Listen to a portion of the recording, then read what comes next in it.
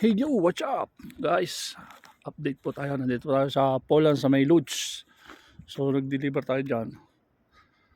Ngayon nag-antay ng ng susunod na task. Naka-double kami ni Carmelo. Ayan o. White. White na white.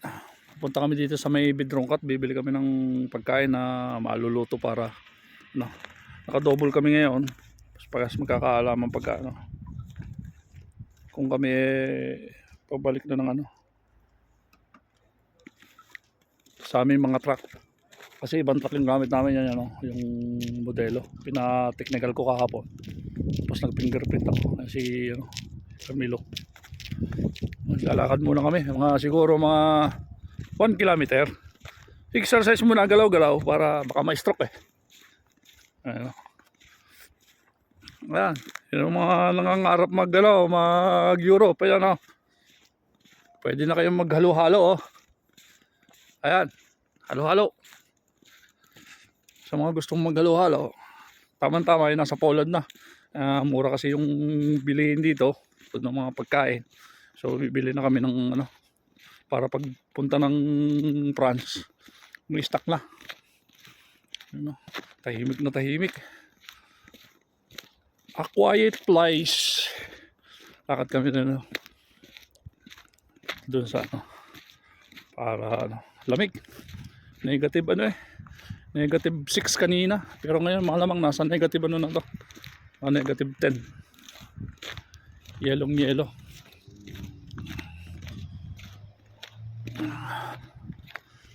Lakad tayo, lakad. Iwan muna namin sa sakyan doon kasi doon may parking. May nakita kami parking kanina doon sa kaso nung may bayad, sabi ko lipat tayo, balik tayo doon sa total may parkingan doon. Hindi, ayos na ayos. Habang nag-aantay, malaman mamaya kung saan kami maglo-loading. Waiting sa plan. Tapos yung cargo apps namin ayaw pa agad gumana. Pinapa-upload yung delivery. Ang problema, paano i-upload wala namang lumalabas sa cargo apps namin, zero. Kaya pinapapabalik. Taka nga ako bakit dinilit. Galega puro mga kumpanya ito kanyan lang sa Poland, medyo kagaganto, maliit ang karsada, pero okay naman, passable sa truck. Galega gamit yung bulbong kahon ng posporo.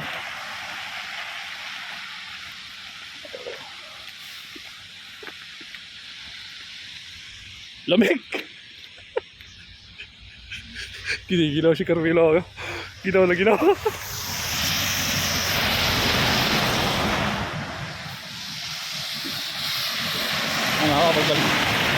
Pagbalik namin sa truck, lang kami, palit ng tako. Kasi nadali niya na yung amplitude niya, sigurado pagbalik namin. Ubos na yung amplitude na. Yung para sa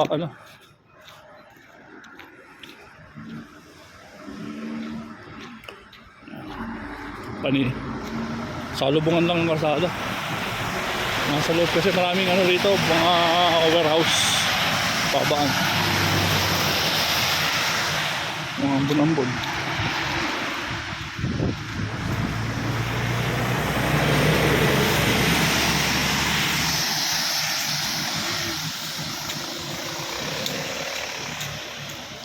Taka tayo, yun yung mga waiting bus stand dito. Papunta siya ng Golpowa bus stop. Kaya ang G1, G2 dumadaan na bus dito. Ganyan yan dito, tatandaan yung numero ng bus na dumadaan. Tapos tandaan mo kung saan ka bumaba, kung ka hindi babalik. Ayan G1, G2.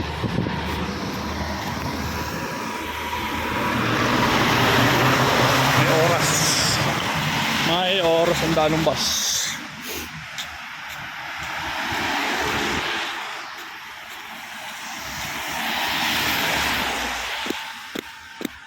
bibili ako ng konting ano, tapos doon na kami sa ano, paglabas sa A2 o kaya sa A4, alin man kung saan kami lalabas. Kasi wala pa kami ano, hindi pa namin alam kung saan kami lalabas mamaya o bukas, di alam kasi wala pang plano.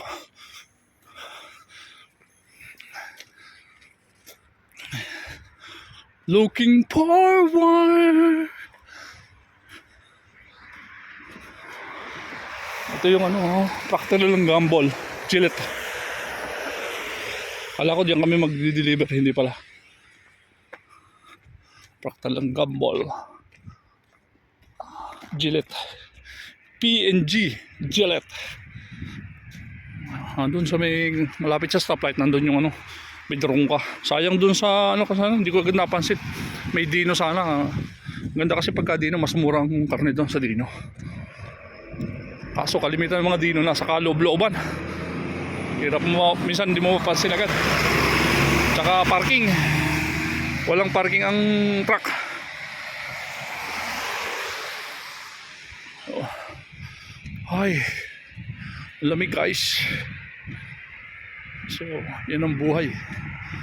Buhay Europe Truckers. Baya, matikas ng Europa. You know. Paki-like and subscribe naman, mga ka-followers. So, madalang tayo makapag-upload at minsan na busy at saka maraming nasikaso.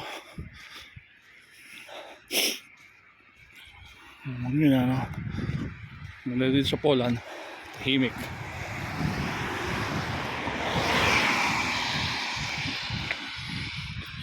Magjowa, lalakad sila. Magjowa, namamasyal sa luneta. Ayun na yung Bidrongka, lapit na. Minamadali na, giniginaw na. So update kahapon, nag-fingerprint, so okay na yung ano, mag-aantay na lang kung maglalabas ulit ng desisyon ko siya nung ano, yung fingerprint na yun para sa transfer of company from my second company going to my third company. So sana naman magkaroon agad ng positive result.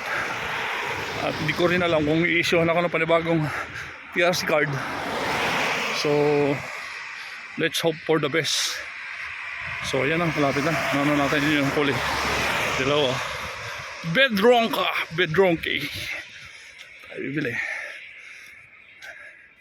Nakabili rin ng gulay. So ayan na, malapit na tayo sa Bidrongka. So yan, tanaw na, malapit na. So that's all guys. Konting pasyal lang sa ano, sa Poland. Hanggang sa muli. Paalam.